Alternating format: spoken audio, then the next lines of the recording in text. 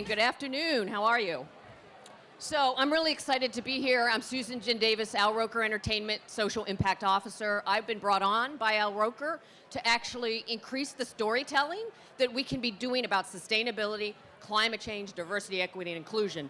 But more importantly, I'm here to sit down and talk with these two leaders of technology, innovation, climate change on a very important topic. It used to be that climate change was a topic that scientists and academicians would sit down behind closed doors and talk about and debate. Today, it is our lived experience. We are experiencing grave impacts of environmental destruction, extreme weather events, hurricanes, tornadoes. We are seeing people displaced. And more importantly, we're seeing loss of life because of climate change impacts. So I'm extremely excited today to have join me on the stage Ralph Izzo, Chairman, President, and CEO of PSEG, and Rodney Priestley, Vice Dean of Innovation at Princeton University. What I love about the two of you is that you're science guys, and you're innovators, and you're leaders in this space. I'm going to start with you, Rodney, because Princeton got not one, but two Nobel Prizes in the last couple days, both of which are related to climate change. The first in physics, and the second today in chemistry. So let me start the ball rolling by asking you, what is the opportunity and the role that entrepreneurs and innovators play in fighting climate change? How does that work? Excellent, great. First, I want to say thank you for having me, and we're extremely excited and thrilled at this moment in Princeton right now that we are delighted to have two Nobel Prize winners, one in physics and one in chemistry over the past 2 days, in which both their research does connect to the theme of this session here on climate change, innovation, and entrepreneurship.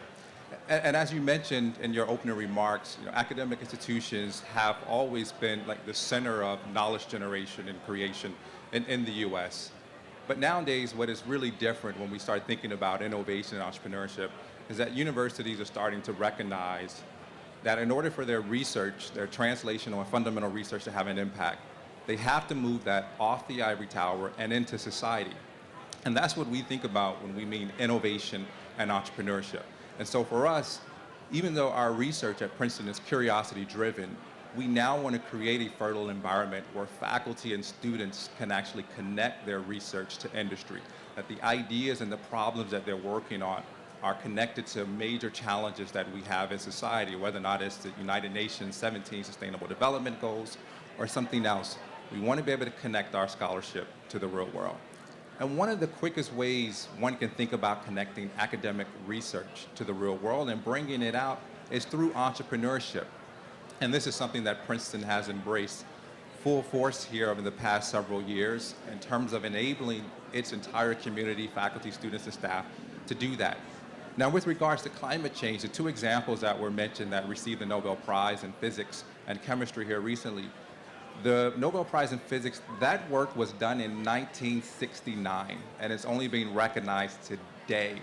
And that's what many people think about academic research. It's so far out. It's the research that's going to enable the technologies of tomorrow. And we still do that at Princeton. But the Nobel Prize in chemistry today in organocatalysis was work that was done much more recently in the last 5 to last 10 years. And I'm excited that that research was actually sponsored by industry partners at Princeton. And so we are building an environment where you can do both work that has a long-term impact and then work that can have an immediate impact. Now, with regards to climate change, we're extremely proud of the work that we're doing at Princeton. We have several institutes, whether or not it's the Andlinger Center for Energy and Environment, the High Metals Institute, the Princeton Plasma Physics Lab, et cetera, that engage in groundbreaking research in climate change. The university itself has also said it would become a net zero campus by 2046. So not only are we engaged in research in this area, but we're also trying to lead in how we transform our campus. And so for us, the opportunities are limitless when we think about climate change research, and we're just thrilled to be partnering with outside organizations such as the one that Ralph leads in these endeavors. Thanks, Rodney. Now, Ralph, you need to be entrepreneurial. You need to be innovative right now in your business, but definitely because of climate change. You talk about some interesting, what I would say, conflicting goals of yours. The first is you want your customers to buy less of your product. You want them to basically reduce their energy on the one hand, but then you're also spending money to make money in building an infrastructure that's resilient and reliable. So talk a little bit about how you're trying to be entrepreneurial, innovative in doing those very difficult things. Sure, Susan. So we envision a future that's characterized by three features. Number one, our customers use less energy than they use today. Because I'm going to take a little bit of a quiz here to see how honest the audience is. How many people woke up this morning and said, I cannot wait to use a kilowatt hour? See, it's always one person that wants to play games. Nobody did. I check our stock price every day. I didn't wake up this morning wanting to use a kilowatt hour. So if we can get people to live their life and use less energy, that's a win. They can't use so little energy that they use zero, so the energy they do use has to be cleaner than ever before. And sadly, because we haven't acted quickly enough, climate change is upon us. So we want that cleaner, reduced amount of energy to be delivered as reliably as possible. I don't view us as an energy company as much as I view us as an infrastructure company. We will build and install, operate, and maintain the equipment that helps bring about that future. That's the way I think of our company. I love that. I read a quote recently that said, we are all protagonists in this story of meeting climate crisis and engaging with climate crisis. So we all have a role to play on climate change. So can you both talk about the importance of partnerships? We can't do it alone. We shouldn't do it alone. Talk about academia and private industry and companies that need to work with others to get the job done right. I know that Princeton and PSEG have partnerships. What partnerships and why do we need to have those partnerships? So on a day-to-day basis, our primary concern is bringing about that future, right? But we have to make sure the lights are on and the power is available. But we realize that to position ourselves for the future, we have to have these partnerships all along the thought value chain. So I'm a member of the Andlinger Center Advisory Board. PSEG was a founding member of that.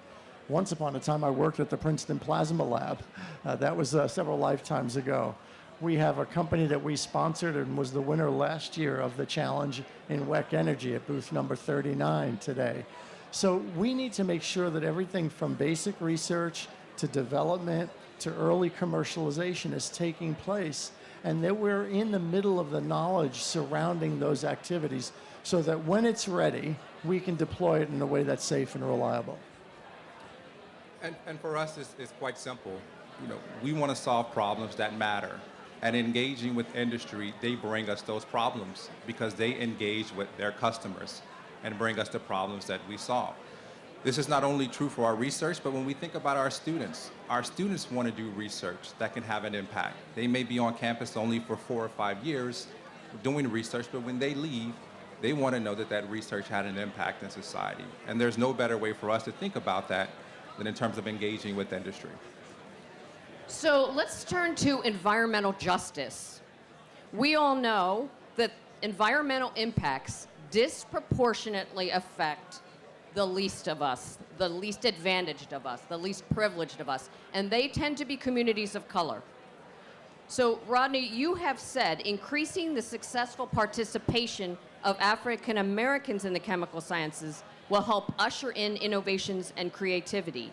So I want you to talk about how we can be innovative and diversify technology and innovation and therefore climate change, and then also have the beneficiaries benefit from this diversity and inclusion and approach on environmental justice. So talk a little bit about what you're thinking about in that. Sure, excellent. So, I mean, there are multiple questions tied in there, so I'll break them down. I'll say the first thing is beyond being the Vice Dean for Innovation at Princeton, I'm also a faculty member in chemical and biological engineering. I run a fairly large research group. And so on a day basis, I'm in the business of developing ideas, and I want to develop good ideas with my students, and we also want to do groundbreaking innovations. And so if I'm in the business of developing ideas and doing innovations, we want to have a competitive advantage. And for us, we can think of no better way than have a competitive advantage than to have a diverse research group. And that's reflective in the research group that I currently run, because I think in order for me to be a good scientist, a good researcher, innovator, and entrepreneur, I have to pull from the best of society, and it has to be all of society in terms of generating ideas. Now, when we do develop something unique in our lab, and we want to bring that out to society, again, we want all of society to contribute. And so for me, these things aren't even a distinction. If I'm going to be a world-class scientist, then I'm going to have a diverse research group, period. That's how I view it, and so they go one-to-one for me. In terms of thinking about social justice and its connections, so my degrees are all in chemical engineering. And so chemical engineering as a discipline has had a bad history with regards to environmental justices. When one thinks about where chemical plants or petrochemical plants are placed, they're often placed in communities of color. There are many examples in which we can provide. What I can say is the discipline itself is recognizing that, and it is becoming a component of our curriculum. And this is in fact true in my department, where we now speak about the impact of chemical sciences and its disproportionate impact in communities of color. And of course, this is also connected to climate change. And so when we think about the solutions and how we employ the solutions, we have to make sure that they're done equitable also. And so delighted to touch upon some of the things that we're working on in that space, if time permits. So, Ralph, from my vantage point, I see you as an activist leader. You are willing to take a stand, even if that position may create some controversy. There may be other positions out there that are contrary to yours. And I love this quote that you said. It's become pretty clear on a variety of issues that silence and complicity are as much a part of the problem as those who are actively behaving in what I would describe as very unacceptable actions.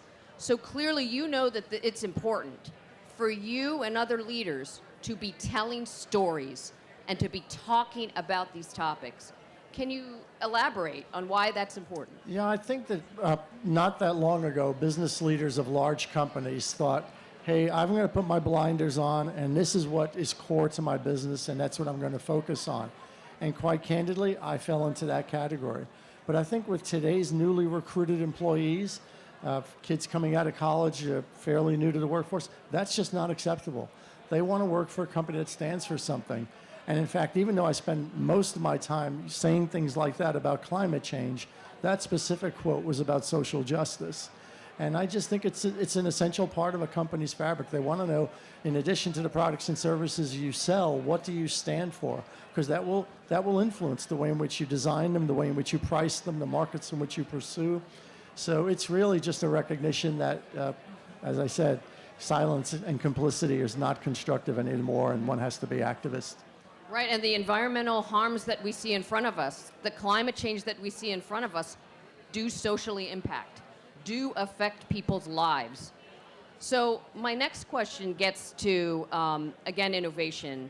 Ralph, I'm going to start again with you. PSEG has an initiative called Better Planet Challenge with Tech United. Now, some of the companies here could be part of that challenge, and I think you mentioned at least one. So talk about how these new companies and startups can partner with you through these kinds of programs to do the things that we need to be doing, especially in climate change. Yeah, so it's been great to partner with Tech United, because Tech United has a network of people that typically we don't interact with. We're not the easiest company to sell to, right? We want to make sure that you've sold it to 1,000 people before us, and it's been tried for 40 years, and it works perfectly. So that's not a way to move the ball forward in the future. So what we love doing with Tech United is saying, okay, here's a problem. And yes, we're talking to GM. Yes, we're talking to various other large corporate entities about how we can propel forward electric vehicles, because transportation is now the #1 source of carbon emissions in the United States, and we want to reduce that. We want to eliminate that. But are there people out there who have ideas on better storage systems, more rapid charging, better ways to integrate the use of that vehicle into the grid, and a whole variety of other peripheral problems that are related to it? And quite candidly, we don't have that type of person working at our company right now, but having a network like this and access to it is great for us. We're all in this together, aren't we, Ralph? So Rodney, talk about the most exciting innovation you've seen in this area. I mean, is it that water purification innovation that you're part of? I mean, what are you seeing that excites you out there? Sure. I mean, there's a tremendous amount of excitement, certainly with regards to the research that's coming out of my group. I don't want to, tout it too much. Happy to touch on it, offline. But when I started thinking about some of the major challenges, one of the primary questions people ask now is, well, what do we do with the CO2 that's currently in the atmosphere? How do we remove that? And there's a tremendous amount of academic research that's called the area of direct carbon capture that's being done that connects to problems in material science, surface chemistry, et cetera. There's a tremendous amount of work being done in next generation battery technologies at Princeton, work being done in how do you build out networks that become more energy efficient. So I would just say there are a tremendous amount of opportunities out there. In terms of the things that excite me right now, energy storage is big, but then also how do we pull the CO2 out of the environment that we currently have? And certainly moving forward, sustainable materials, that's my area of research. It connects to climate change. A lot of the greenhouse gases that we emit is a result of actually production of petrochemicals, either for energy or materials. And so if we can develop ways in which we can create greener materials, that's also an exciting area of research. Great. And my final question for us before we get yanked off the stage is, why do you personally care about this? I mean, we know that you're great business people and innovators and entrepreneurs and leaders, but on a personal level, why climate change? And Ralph, you want to start? Yeah, it's odd. I've often said to people that my parents' generation was known as the greatest generation. I am sad sometimes when I think about what my generation is leaving for the next generation and those beyond. Spiraling budget deficits, huge environmental impacts, a planet that's at risk. And as Rodney said, the Nobel Prize today was issued for work done decades ago. I remember PSEG was one of the first companies to respond to the president's challenge to reduce carbon emissions. President Bill Clinton. And I remember working and I remember working for Governor Tom Kaine a while ago in New Jersey. So that would be in the 80s, where his mantra was think globally but act locally. And yet we haven't done what needs to be done, and we're just seeing the impacts accelerate. So I refuse to be known as the generation that didn't do anything about it. Right, Rodney? Sustainability and climate change is our biggest challenge. And it's not only a challenge in America, it's a global challenge. And we all have to come together to solve it. And from my standpoint, as an academician and a researcher, I want to be involved in research that matters. And I think there are contributions that those in the chemical sciences and chemical engineering can play. We did have some part in this in terms of developing the petrochemicals industry. And so we should have some part in the solution. And so I just want to apply my talents to solving this problem and making the world better. And I would add that for me, it's about food security. I mean, there's so much about hunger and food insecurity that has been affected by climate change that makes food less accessible, less healthy, less good for us, and I'd like to see a change there. So, in summary, let's try to summarize what we heard today. It's urgent. Climate change action needs to happen now. It takes all of us together to work on this issue. It is a great place for innovation and entrepreneurial spirit, and why don't we all work together to make a socially impacted, better world for all of us? So I'd like to have you all thank these great speakers, and I appreciate your time today. Thank you.